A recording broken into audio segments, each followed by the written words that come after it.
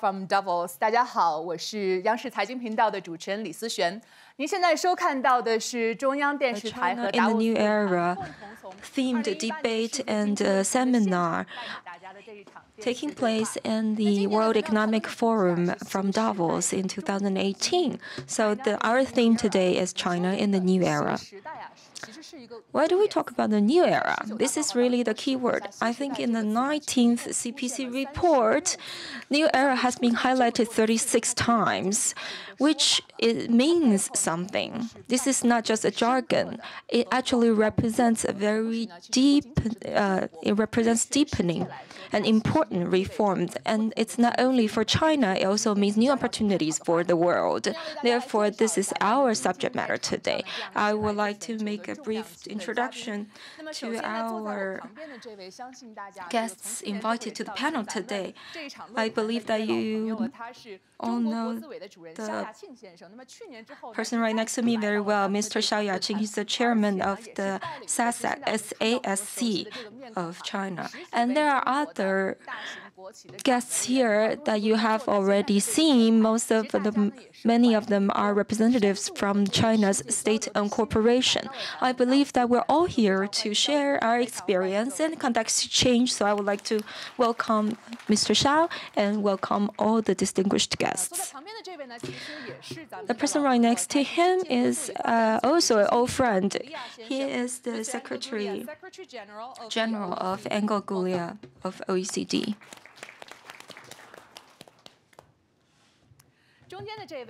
And the person in the middle is the group chair of HSBC, Mark Tucker.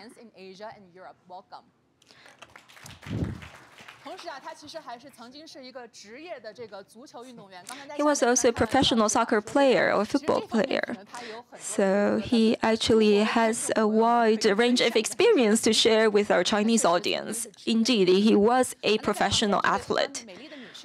And this very beautiful expert right next to him is Ms. Jin Keyu, who is the professor of economics from the London Economic and Political School, London School of Economics and Politics. So although she appears to be very young, but she has very great insights to share with us today. And I have read many excellent work authored by her.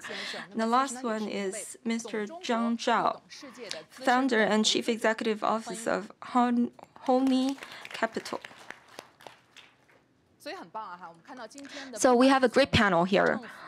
From the government, international organizations, academics, and many guests from different sectors are present here today. In fact, many people say that today marks the China Day of the Davos Forum. Why do we say that? Because today we have a series of seminars and sessions related with China. And this morning, Mr. Liu has given a great speech regarding the development of China. And last year, Chairman Xi was also present here. So I would like to ask you, what's your take on what's being talked about this morning? Indeed, it's a great pleasure to be here to participate in this dialogue. And this morning, after hearing Mr. Liu's speech, I feel that I really agree that the opportunities for China means the opportunity for the world, as we could see from the past years. Last year, after the 19th CPC Assembly, it has laid out a roadmap and the new goals for future developments of China. The economic development will be adjusted from high-speed growth to high-quality growth. I believe that representatives present here today, many of you are also going through adjustments and reform. And this is exactly what we're doing. Towards the domestic market, we would like to enhance the domestic-led stimulation and growth. In terms of external actions, we would like to open up and cooperate more with multinationals and other sectors around the world. All these reforms and development will be able to bring new opportunities to enterprises and companies. But all these opportunities also mean renewed opportunities for the world. That's why I say opportunities for China is opportunities for the world. We know that today, this year marks the 40th anniversary of China's opening up and reform. So it's very timely that we talk about this issue. So if we want to summarize this new era in one sentence, how would you say it? And what are the most fundamental or significant reform that China will undertake? So what do you think this new era really means? New era, I think, means a new starting point in terms of historic transition that will take us up to the next level. We have new goals laid down in front of us, which will grant us more opportunities, more development, and we'll see the emergence of new service, new products, and new companies, as well as new entrepreneurs. Yes, I understand that you stressed the transitioning from high-speed growth to high-quality growth in terms of the economy. So I would like to raise the question to Mr. Guria. So what would be your interpretation of China's new era? What are some of the key areas of reforms that you're looking at? Well, thank you for the invitation. The 19th Party Congress defined the new era. So we don't have to be reinventing the wheel all over the place. It's a greater focus on what I would call the quality of growth. And there was an express trade-off. They say, no longer will we sacrifice environmental and economic efficiency for the sake of short-term gains. We'll go for the medium and the long-term view, which is a very Chinese way to do things anyway, rather than maximizing the short-term gains, because we understand that development is a medium and long-term challenge. So this is quite important. The word openness, together with coordination, sharing, innovation, and green development. Those are the 5 key words of the 13th five-year plan, where we had the question of the new era. So this is a key pillar of the Party Congress. And now we welcome this opening up, further opening up of China. We think it's a win-win prospect.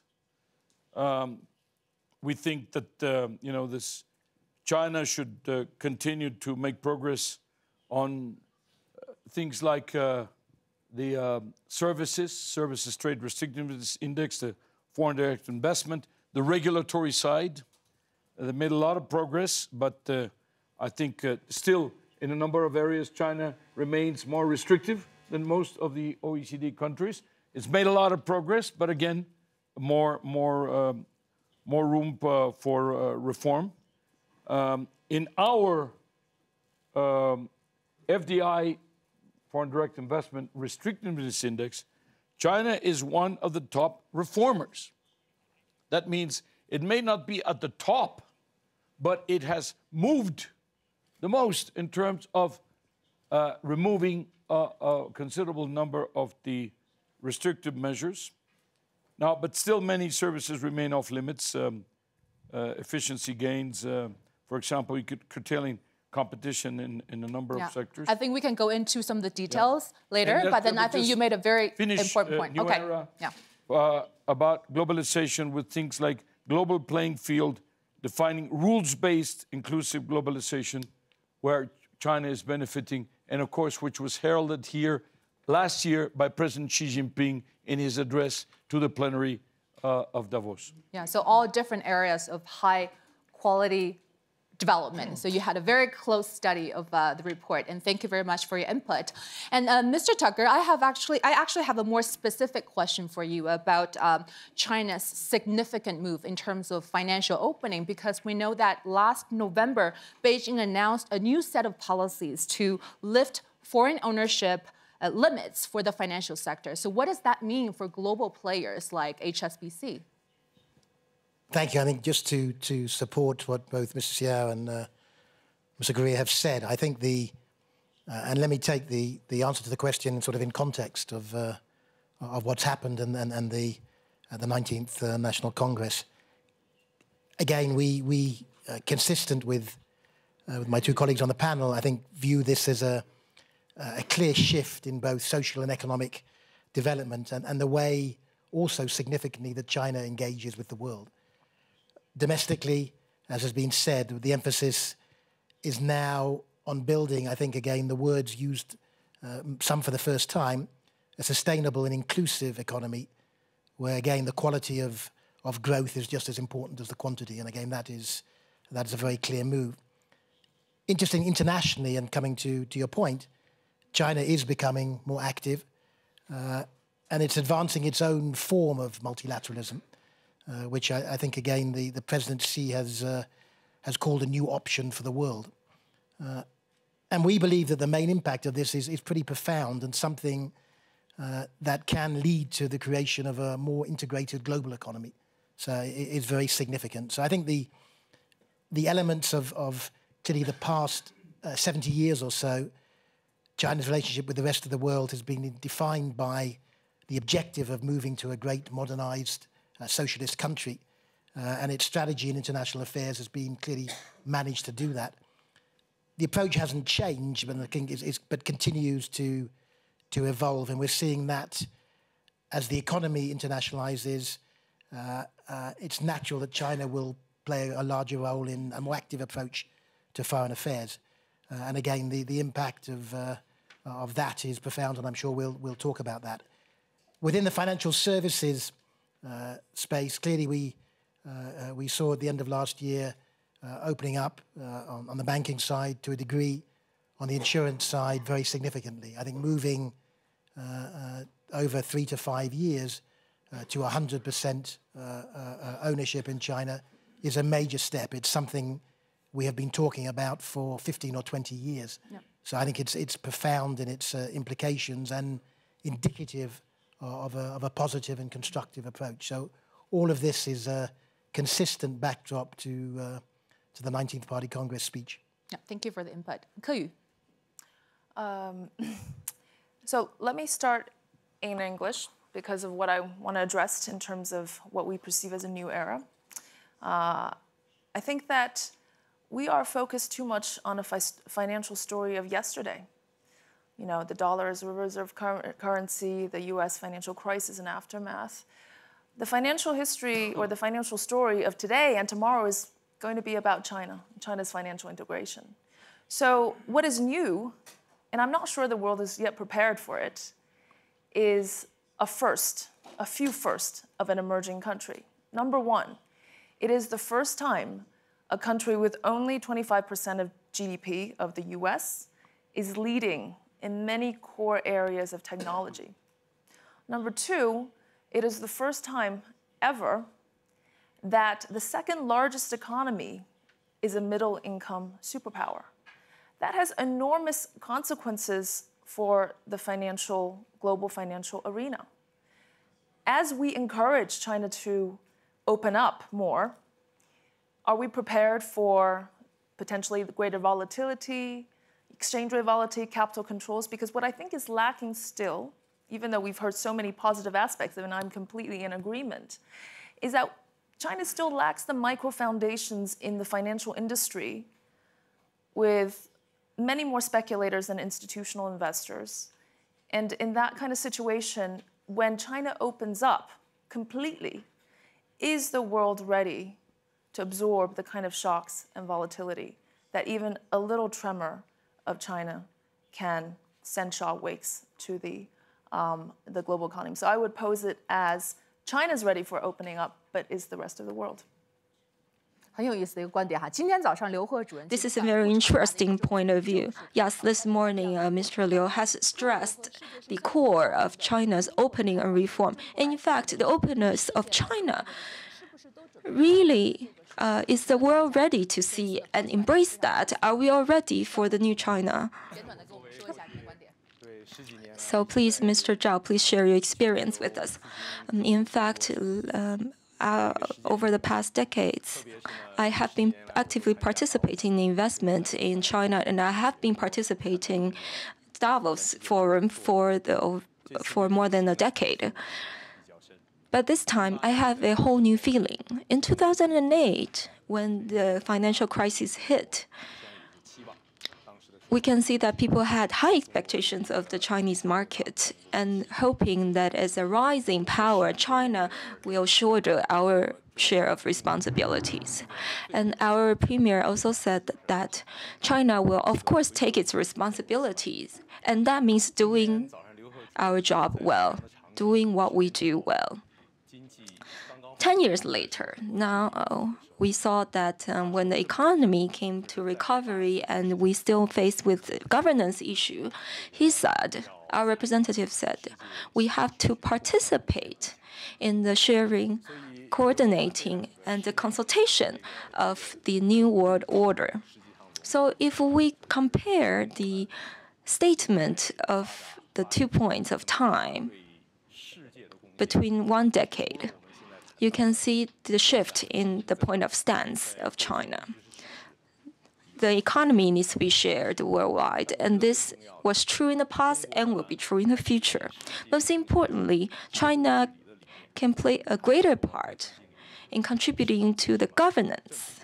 For example, what does the market do?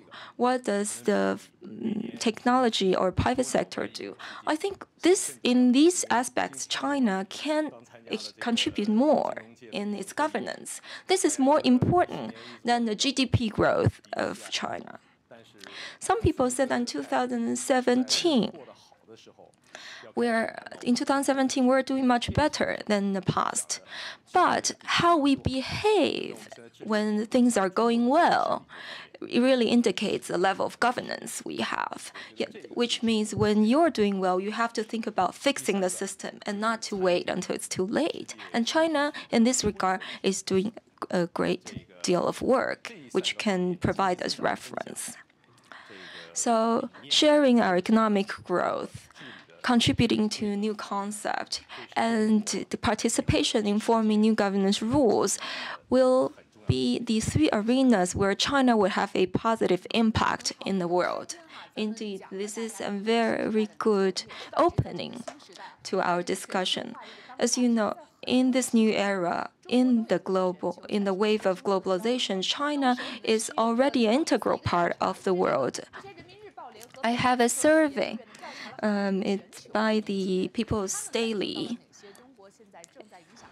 and the Research Institute of Beijing, asking how China is influencing the world. We talk about the responsibility as a superpower, the economy, infrastructure, technology, and enhancing people's life.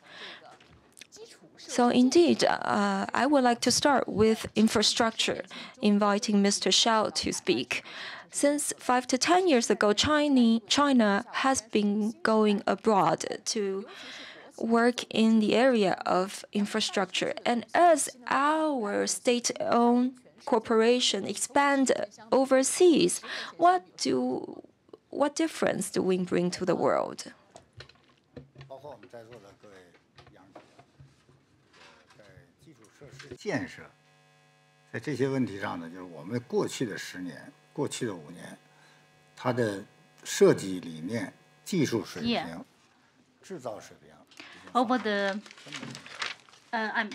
Over 10 years, our technology and our model have changed, and lots of SOE, Chinese SOE, at the top level. We have 100 SOE or 100 Chinese enterprises among top 500. So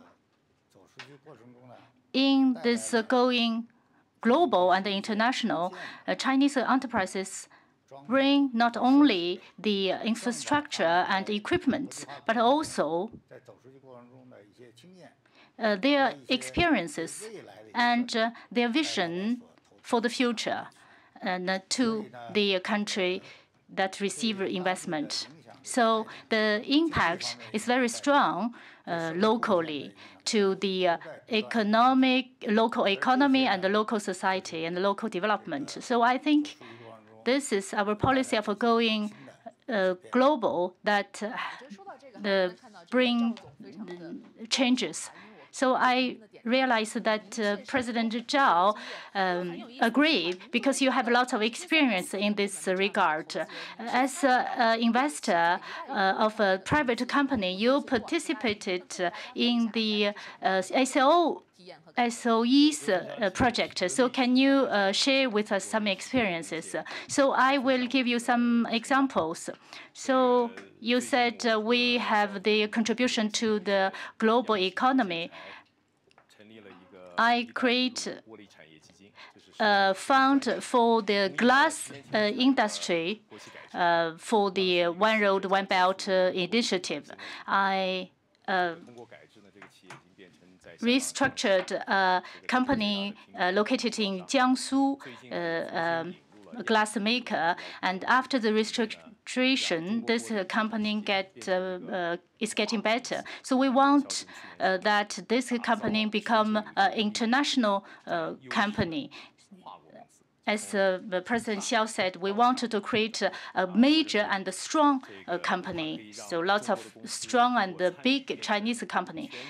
This company can take care of the local development and also take part in the international rule development. We found a fund with 300 million yuan renminbi, and with this One Road, One Belt initiative, we said the Chinese SOE have lots of experiences and technologies, so we take care of lots of projects along the line from China, Africa, and Europe to improve the sector of glass. So this is different from what we did before, because what we did before had some conflict with other countries. But now we share our experience and the technologies with local companies, and we share our talent and our human resources. So I think this is an approach that we can adopt as Chinese enterprises, especially for the SOE. What's the return on investment? We are a private company, so we should give interesting return on investment. This should be good and should be beneficial, profitable. So this is a good example to show that we can have a complementarity and we can cooperate together to make more money. So not only the SOE, but also private companies can take part in. For being the best overall international bank for the Belt and Road Initiative. But I was also reading a report from your chief China economist, Chu Hongbin, and then he was actually writing about that currently over 90% of investment for Asian infrastructure projects are funded by the public sector. And usually the private sector, they're looking at very incentive-driven risks and returns. And then how do you justify that from a private sector perspective? Yeah, I think the significance of Belt and Road is, again, we view profound for China and for the region and the rest of the world. I think the Belt and Road in some instances is spoken about 60, 65 countries. We've seen in our own discussions with people, this goes far wider. This goes to 90, 100 plus countries. It has the ecosystems that are created are very significant. The elements that are important from the private sector view, and I think as John has said, the two elements that we look at in Belt and Road are around the design of the instrument itself and the risk mitigation of that. So the design, looking at the tenure, looking at the slice of the special project that is looked at, putting this into a form that is increasingly standardized to be able to allow others to come in and make a market. This is still in process, and it may be. I think this is months, years, not days in fixing. This will take a long time to get the design right, such that it will become an asset class of significance. And the other element, I think, is for the private sector. I think the other element is clearly risk mitigation and ensuring that we, to the best of the ability, the risks are mitigated, and whether there are guarantee and other mechanisms that are put in to be able to resolve this. Again, it's related to the design. I think there's huge appetite from private investors to come into infrastructure. But I think the challenge is just in designing the right instruments that, again, will allow them to ensure that their investor base, the owners of the assets themselves, not the asset managers, have comfort, and the additional risk they're taking is rewarded appropriately. Yeah. 我想问一下，就是赵总哈，您做这个 President Zhao, Chairman Zhao, 比如说和 HSBC 过去有合作吗？ Did you cooperate with HSBC before? Collaborated with banks, including SHBC, in leveraged buyout when we did the acquisition of Peace Express, which is UK-based consumer brand, and multiple bankers, including HSBC, participated. With Belt and Road Initiative, the opportunity is vast, especially, like I just said earlier, with the Glass Fund. We, as a private sector player, we needed to see it's economically viable. When we have that worked on, banks typically like to work with us so that we could have a balanced capital structure. So more to come. And again, I want to just also emphasize Belt and Road Initiative actually demonstrated the strategic responsibility that China is carrying for the future world, where you share the economic growth, but you also share the way to do things, and then establish new rules in terms of collaboration. Okay, Mr. Gurria, in fact, your home country, Mexico, sits along the Belt and Road. So I was reading that the OECD actually got a framework for the governance of infrastructure, and it actually laid out 10 key challenges, such as having a strategic vision, useful life of assets, resilient public demand, and the right use of data, et cetera. So how would you assess China's Belt and Road Initiative? Well, first, it's in the context of a already happening transformation of the production model in China. Okay, now it's been 3-4 years where it was announced, even from the 5-year plan before, that there will be a shift from exports to consumption, that there will be also a shift from investment to more services. That means a kind of a better China for the Chinese. Huh? And this is actually happening. You see investment as a total in the GDP coming down.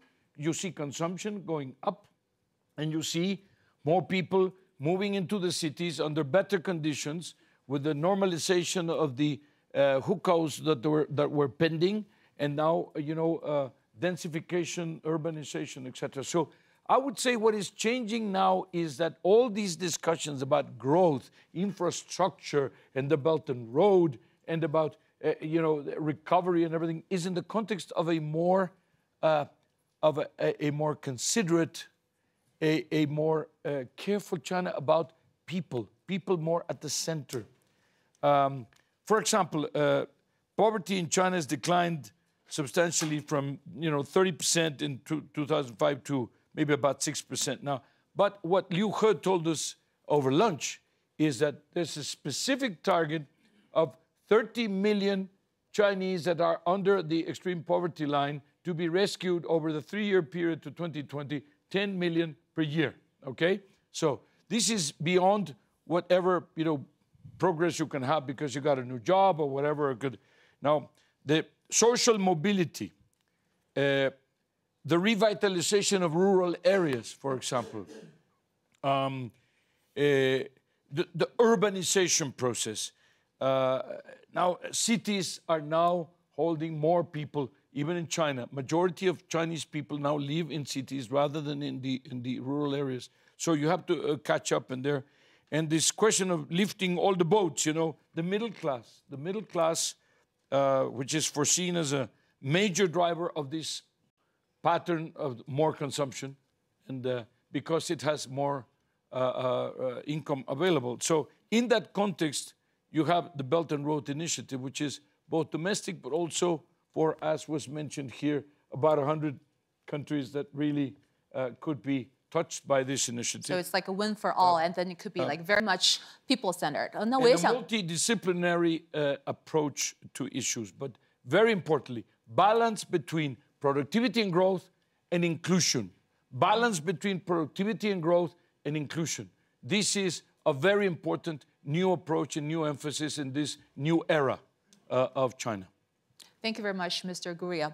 也想问一下克宇哈，因为克宇呢不光 A question to Ke you are making research on the Chinese economy, but also you father took part in the One Road, One Belt initiative. You said that we have to connect all the countries in the world to make this initiative more efficient. Now we know there are different voice about this initiative. So you said we need a convincing data or convincing reason for the world. What's your reasons? I think lots of people talk about the One Road, One Belt, but I think we lack the communication with the world. This is the main reason behind the One Road, One Belt initiative. For many pressures, reasons, including political pressure, lots of countries need our support. And so I can say it's from a political perspectives that there is a real need. And there is also economic need behind this initiative. So I would like to elaborate a little bit. So this initiative is about a network. Network has an effect, impact, like internet. If you have more participation in the network, and you can have more effect. If you have an infrastructure in Kenya, but if Angola cannot be connected to Kenya, you cannot do more. And very often, lots of projects are in small countries, and these small countries have no enough capacity to do their infrastructure. And China, with this initiative, tries to create a platform with the participation of all other countries. And for the states, for instance, when the states helped the Europe, the country tried to create a platform with the participation of other countries, like now China. Please, Mr. Shao. I agree with her. Belt and Road Initiative has been proposed by China, but it should belong to the world. So Belt and Road Initiative is really an initiative for the world. It's not only with the participation of Chinese enterprises, it's also counting on the participation of the world so that it could benefit the world. And Belt and Road Initiative is a long-term strategic project. It's not only a short-term project. Of course, we're talking about infrastructure. We have to build them together. We have to share together. But to make the content more concrete and more enriched, we have to take a longer stand. We have to look at it from a long-term perspective. It will be able to contribute to the development of the world economy as well as the businesses who are involved and bring more market opportunities to those involved. I think that there are many guests who showed their interests in the Belt and Road Initiative. And in fact, some of them said that they are not aware that on this forum, in this Davos forum, we will have a lot more. We would have so much more to talk about in terms of Belt and Road Initiative. So I believe that our discussion today have already answered many of your questions or echoed with some of your opinions. So infrastructure indeed is more felt by the external world external to China, in terms of the Belt and Road Initiative. And China has also defined its new era as the era of innovation. Innovation can be brought by science and technology, but the other one is the new business model. For example, last year, we have the quantum satellite and FAS. And we are also seeing new models such as shared biking and shared transportation. All these new models of business or service are not only enhancing the quality of life of Chinese citizens, but across the world. As Mr. Xiao said, the innovation and improvement of state-owned corporations are ongoing. So what should we do that would allow state-owned companies to have that kind of competitiveness necessary in this world of innovation? What kind of innovation should we do? Well, Davos as a platform is really an opportunity for all businesses to come together and exchange our views and learn from each other. In terms of innovation, I believe that we need new paradigm. Although we are state-owned businesses or state-owned enterprises, it doesn't mean that we're rigid. We need to be more energetic. Second, innovation will come from not only the products, but mechanisms. We have to seek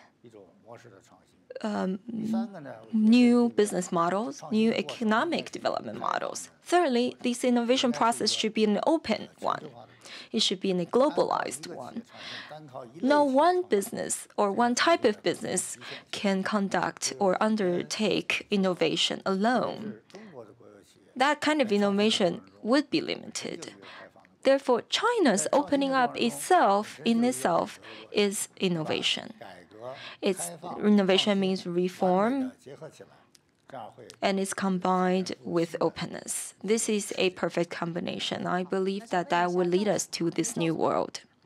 So I would like to ask Mr. Zhao, well, as you standing on the very forefront of the market and investment, in the past, when we talk about investment and innovation, we always think about Silicon Valley from the US. But now, today, we're seeing that in terms of technological innovation and funding as well as investments, we're seeing a more integrated global community. And in this new context, where does China stand? Firstly, allow me to clarify. China is a very big market. It has over 400 million middle-class families. This will be able to support quite a bit of weight. In the past, the economic development of China was growing on a very high speed. Normally, it's the locomotive of the world economic growth. So you can say that, for example, we are talking about speed and quantity. We can say that state-owned enterprises, who accounts for a very big part of the Chinese economy, they are trying to revolutionize, they're trying to reform, they're trying to become better and enhance the quality. This would have an important impact. China's market is very big, and our technological advancement is beyond its speed is really beyond description.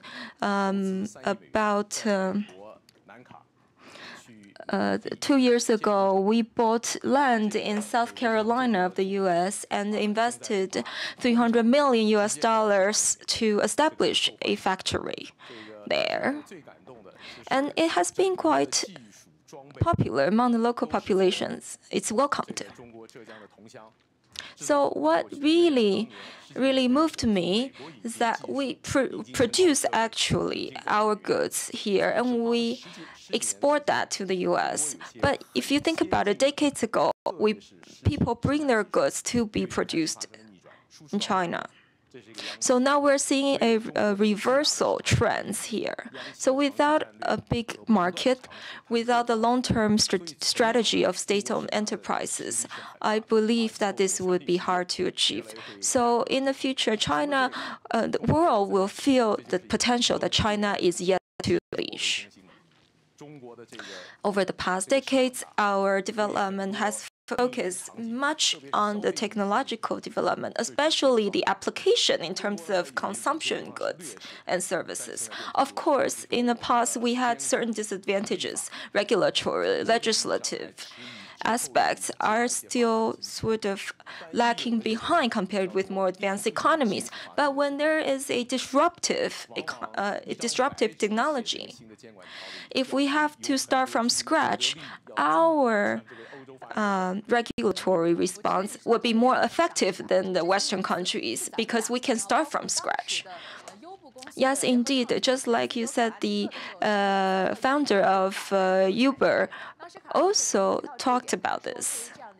I can echo that now. He said that this is a new business, a disruptive business. Among all the countries he has visited, China has the most open attitude toward this new business model.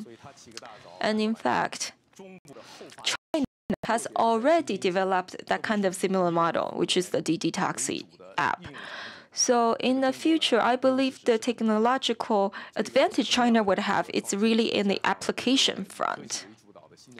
And based on this technological advance, plus the economic development, this will lead the future growth of China. And we as an economic power will be able to share the fruit with other countries or other parts of the world through our Belt and Road Initiative.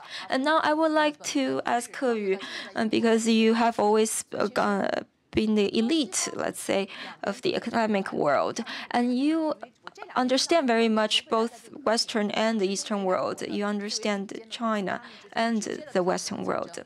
And many people said that in the future, the economic competition will take place mainly between the U.S. and China.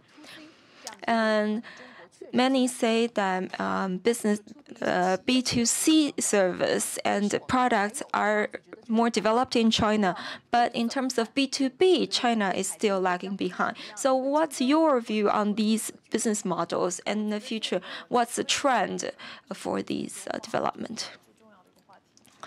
Indeed, this is very important.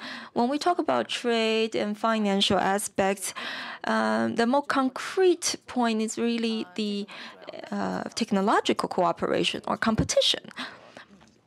China indeed is a great market for internet-driven businesses. It's even more optimal compared to, even more suitable compared with the U.S. market or other Western markets.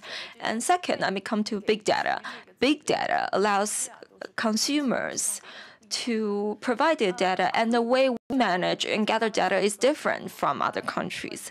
A few years before Alexander Gershon, this is an economist who proposed the economic backwardness theory, stating that when your current framework is not yet fully established, it's more likely for that country or for that economy to frog leap, to leap forward and jump through certain development stages. So this is exactly what China is doing. And of course, our economy in China has certain restrictions due to the controls and current circumstances. In the future, we can see that service sector will be very important because it brings job creation and it stimulates consumption. And in the future, I believe China and the U.S. need to cooperate in terms of technology. Of course, currently we have political factors at stake, and we have big businesses to China and the big U.S. business to China and big Chinese business to the U.S. There are still roadblocks, but there are still blockades. But we need further cooperation. Actually positioned UBS as a leading global fintech firm. But then speaking of innovation in the financial sector, we know that a lot of these emerging markets, they're leading the pack, especially talk about mobile payments. China, back in 2016, the size of mobile payment is actually 50 times of that of the United States. So, and also these countries are trying really, really hard in terms of adopting all these new technologies like artificial intelligence. So from your perspective, a traditional financial institution perspective, and how do you cope with that? And how do you see the competitive landscape, and how do you see possible collaboration? Yeah, I think it is a very different landscape to the one we've seen previously. I think if I can just take a step back, the one thing that we didn't talk about, which I think is just worth just 2 or 3 seconds on, is the point about Belt and Road and the President Xi's note that it should be green, low carbon, circular and sustainable. The whole area of sustainability, given the Paris commitments and the need for $100 trillion of infrastructure investment, particularly in energy, and China is very significant to this, I think is an area, is another whole area, but I think we would be remiss in not including this in the general discussions. With regard to the fintech side, I think, as with all innovation, we have to embrace, not fight. We have to look for partnerships. We have to look for different arrangements, structurally, organizationally, etc. The investment, and we have been working with different prototypes, whether it's artificial intelligence, whether it's big data, whether it's genetics and genomics. There's a whole series of different projects, the whole Bitcoin technology, all of this, I think, is something that we have embraced. And ultimately, in its extreme, between the established companies, the BRICS and the clicks, the newer companies, the Alibabas and others of the world, there is somewhere between the two extremes. It is the winner of this.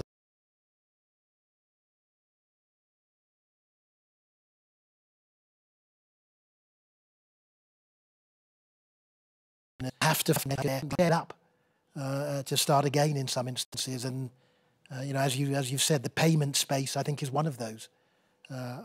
Ultimately, where value can be added and the efficiency of the Chinese systems and others, can we be competitive in that space? These are the questions that I think we're asking as established banks. But I think there are many advantages, but I think there's a constant need to look to reinvent, a constant need to think about the model, and an ensuring that not for 1 second do we remain complacent. The investment in technology, the market leading, whether it's artificial intelligence or any other aspect of the technology, we know how much investment is going in from the Chinese side. We need to look at matching that, if not exceeding it. Yeah, thank you. And on that note, I want to ask Mr. Gurria. I know you, in a lot of your recent speeches, you talk about the emergence of global value chains. And also, you talk about that in your speech when you visited China last September on challenges and solutions for globalization. So how do you perceive the shift in global value chains, and where do you see China positioning itself? This is about the way in which we have already organized and are continuing to organize production. Production of what? Of everything, okay? Now, global value chains means that businessmen and women have found partners that they trust, that they feel comfortable, but they're also competitive, cost efficient, and where the proverbial division of labor among the different countries, depending on your comparative advantage, is going to be produced, and therefore you have, as the name suggests, a chain where you are adding value in each one of the segments of the chain. In the end, it may go back to the original where the technology is coming from, perhaps, and then they will be in charge of, for example, marketing or selling, etc. But what you're having here is particularly a very challenging situation for SMEs. Now, remember, every time you see that two big giants are going to merge, what happens? This includes, Chinese companies, German companies, and American companies. They say the first thing that this is big synergies. What does synergies mean? That they're going to have 20,000 people laid off, and the price of the stock goes up. It's kind of a perverse logic, Now, what happens with the SMEs? SMEs are the place where jobs are being created.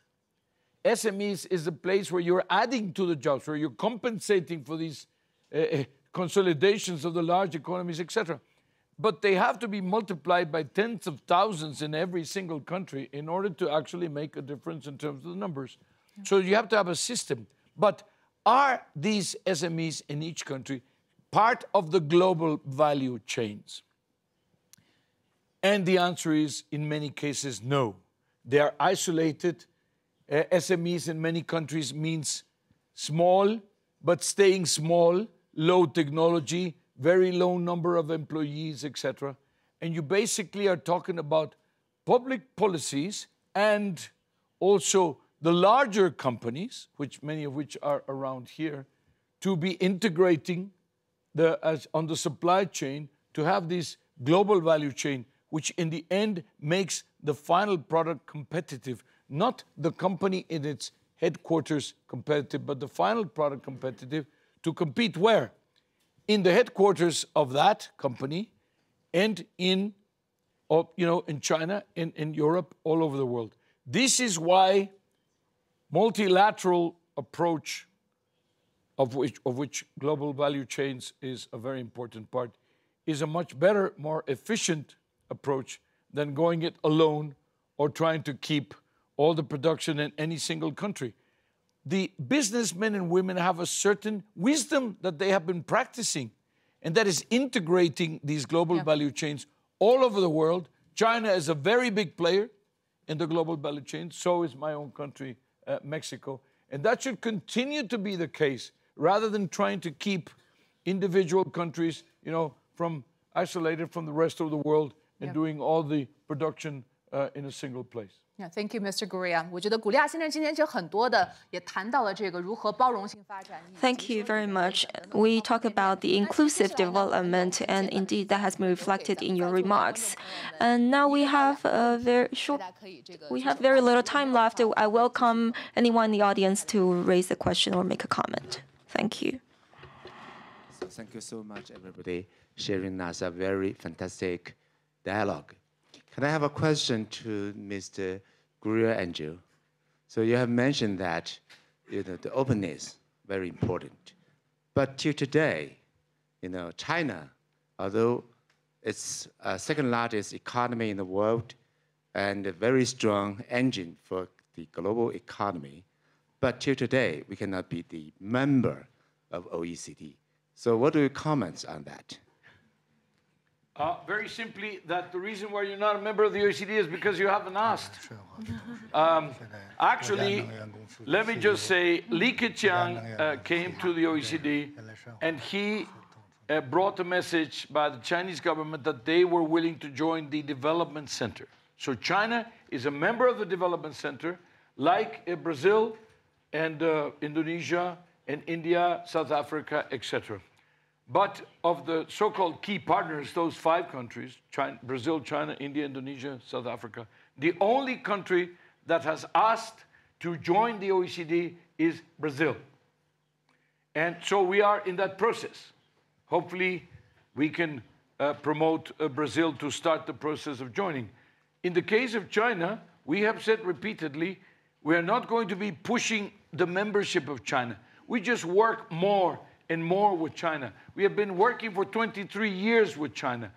You know, I visit China 2-3 times every year. I go to the China Development Forum. All our people go to Boao, they go to Dalian, they go to all these. But also they work individually with each of the ministries. So the partnership with China is very strong and growing and getting stronger all the time. I would say partnership, membership, maybe it will come naturally. We are creating a room for comfort where the Chinese will feel comfortable, will feel at home, and maybe then they will ask for full membership. Right now, it doesn't matter. We will still continue to work with China closer and closer. Then there will be a time when they decide, like they did to join the Development Center, they're now members. Now maybe they will be asking to join the full OECD, and they will be very welcome. OK， 我们其实应该现在还有大概3分钟的这样的。We still have about 3 minutes left, so we still have one question to touch upon. Perhaps Mr. Zhao, Mr. Xiao could briefly address this issue. We talk about global integration, but in this process, do we see any cultural integration or coherence, or some kind of opportunities that could be brought by this kind of cultural convergence? Culture is related to history. China has a very long history, and we also have a wealth of culture. And it is the kind of wisdom that we could provide as a value when we go abroad. For example, we have now just invested in a Hollywood film production film, and they realize that we represent an opportunity for them. So they want to go digital, and now they are going global with Chinese funds. And now they can even compete with other larger filmmakers in the market. So they are leveraging on the growth of economy and the rise of China. Let me come to the common humans' common destiny, a shared future of mankind proposed by Mr. Xi, which is really in line with the Davos Forum. Just as I said 10 years ago when I attended the forum for the first time, the world welcomed China's participation, but China accepted passively the world order. But last year, China has taken on a more proactive view. For example, we proposed this common destiny for mankind. We proposed the initiative of One Belt and One Road, and in establishing a more inclusive and equitable as well as equal society. So this would be the largest contribution China can bring to the world. So after our debate, I would like to invite Mr. Xiao to make a summary. So in this new era, what exactly is the opportunity that China can bring to the world? It's development and prosperity. Development, as we have all talked about, is to build together and share the fruit together. And I would like to echo what Mr. Zhao and yourself just said. Chinese people attach great importance to harmony. Of course, competition is one thing. In this era and in the future, I think we can not only talk about competition, we must also talk about collaboration and cooperation. Without that cooperative framework and without that cooperative paradigm, it's hard for us to achieve any progress alone. Therefore, in the future, in this new era, cooperation is the key. Thank you.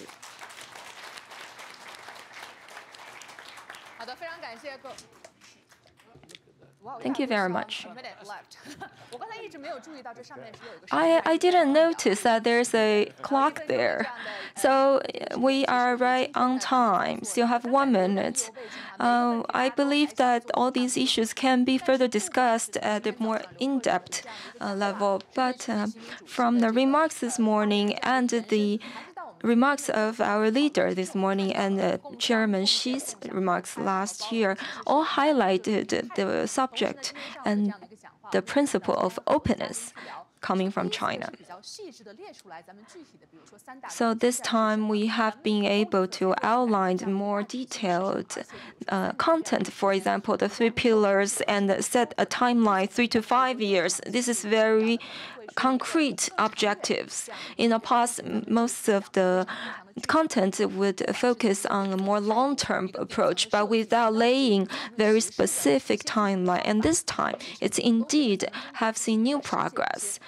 This has sent out more concrete and certain messages to the world.